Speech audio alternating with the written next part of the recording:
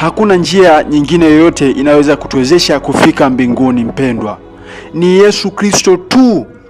Yesu Kristo tu ndiye njia ya kweli na uzima. Mtu yeyote ambaye hamkubali Yesu Kristo yupo kwenye njia ya Yesu Kristo, hayupo kwenye njia ya kwenda mbinguni.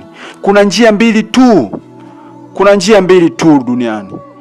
Njia ya kwanza ni Yesu Kristo, na njia ya pili ni njia nyingine ambayo neno la Mungu linazungumza. Ni njia pana.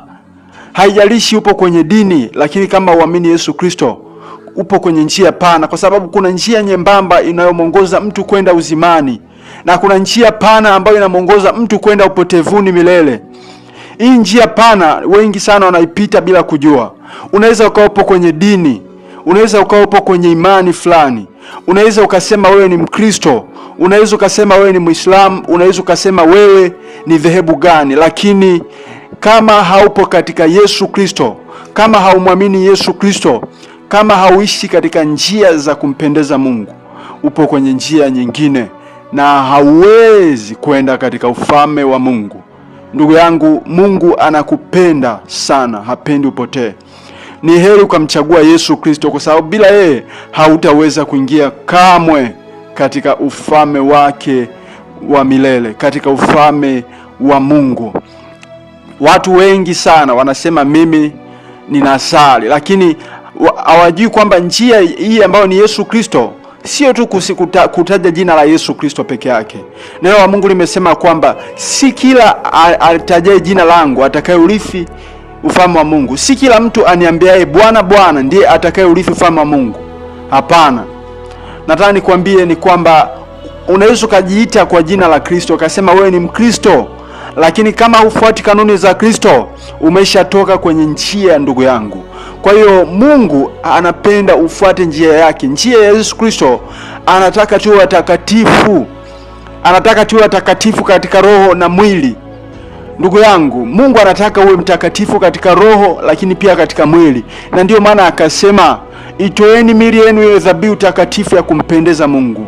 Kuna mtu anasema anamwamini Yesu Kristo, lakini anatumia mapambo, anabadilisha asili ya mwili wake. Mungu amemuumba mweupe, amemuumba mweusi, lakini anajibadilisha anakuwa mweupe. Mungu amekuumba na nywele zako nzuri, unaenda kuvaa mawigi, unaenda kuzichoma nywele zako, unabadilisha rangi. Nataka nikwambie Mungu hamridhi mtu yule ambaye anamdharau Mungu. Mungu amekuumba kwa kukuheshimu, lakini wewe unamdharau. Unamdharau kwa hivyo unavyofanya. Unaona kwamba vile alivyokuumba na kukuweka ni kana kwamba amekosea. Kuna mahali alikosea kukupa nywele hizo ulizonazo alizokupa. Kuna mahali alikukosea kukupa hizo kucha ambazo ni nzuri alizokupa. Yeye ameona ni nzuri, lakini wewe umemdharau, unamwambia hizi kucha si nzuri. Mungu unamdharau. Unajiona wewe si mzuri. Mungu amekumba akasema alivyokufanya ameridhika, amekuona wewe ni mzuri, lakini wewe ukasema Mungu umekosea kuumba. Mimi sio mzuri hivi ulivyoniumba. Acha nikufundishe jinsi gani ambavyo ulitakiwa kuniumba. Unamjibu Mungu. Neno la Mungu limesema usimjibu la sivyo binadamu. Wewe unani umjibue Mungu? Je, kitu kilichoumbwa kimwambie yeye aliyekiumba kwani kuniumba hivi? Wewe umemdharau Mungu, unamjibu Mungu, unamwambia acha nikufundishe kazi.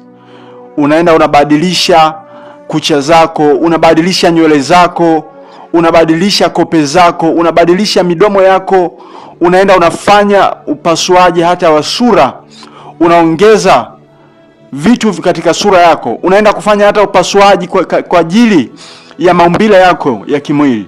Unaenda unabadilisha, unaona Mungu amekukosea. Ndugu yangu mpendwa, nataka nikwambie kwamba njia uliopo si njia ya Yesu Kristo. Unaweza ukajiita ni Mkristo, lakini haupo katika Kristo. Njia uliopo ni njia nyingine, sio njia ya Yesu Kristo.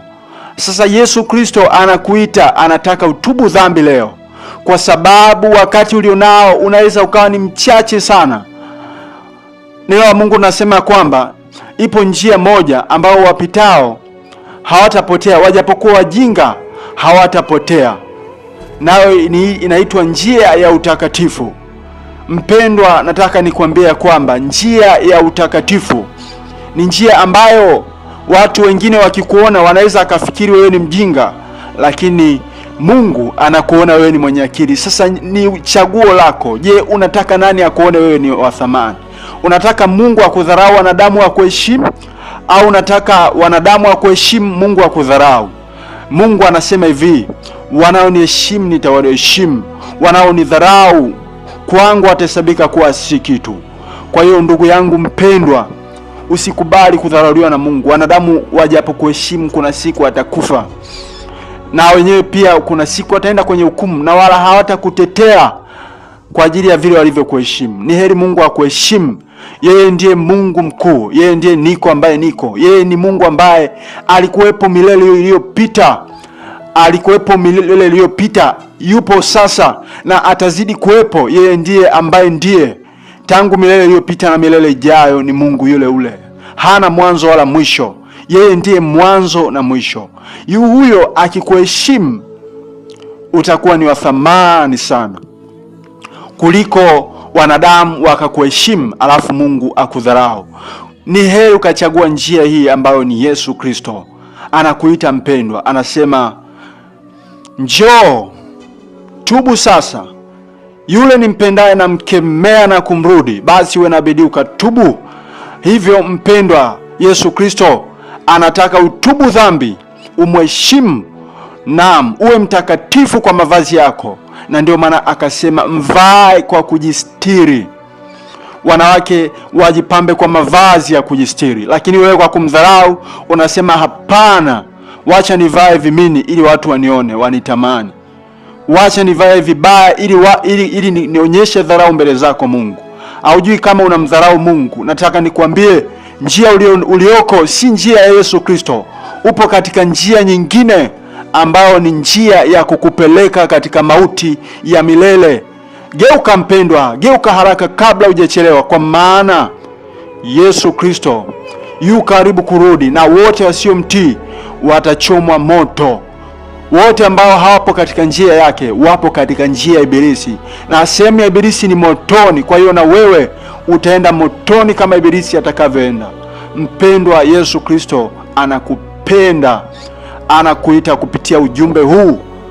Kama hujaokoka, uokoke, mkabidhi Bwana Yesu Kristo maisha yako, maana anasema wote waliompokea aliwapa uwezo wa kufanyika kuwa watoto wa Mungu.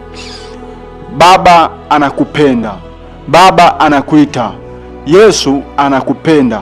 Alikuja akafa msalabani ili wewe usamehewe dhambi na kuhesabiwa haki kwa njia ya neema.